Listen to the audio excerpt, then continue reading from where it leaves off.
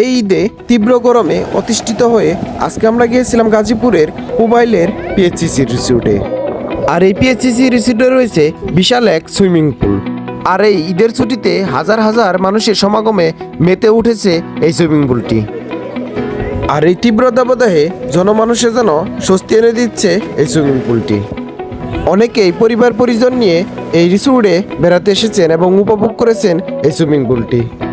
যে যার ইচ্ছে মতো ঈদের আনন্দে মেতে উঠেছিল এই সুইমিং পুলটিতে।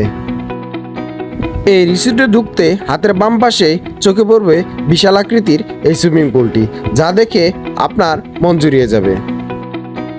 এই সুইমিং পুলে বাচ্চাদের জন্য আলাদা একটি মিনি সুইমিং পুলের ব্যবস্থা রয়েছে। আপনি আপনার পরিবারের সদস্যদের নিয়ে আসলে এই সুইমিং পুলে নির্দ্বিধায় আপনি সময় কাটাতে পারবেন। এই সুইমিং পুলটি আশেপাশের যত সুইমিং পুল আছে তাদের চেয়ে বেশ জনপ্রিয়তা পেয়েছে, কেননা এই রিসোর্টের স্টাফদের ব্যবহার অনেক ভালো। এই রিসোর্টের সুইমিং পুলে ঢুকতে হলে আপনাকে প্রবেশ মূল্য হিসেবে 300 টাকা দিতে হবে।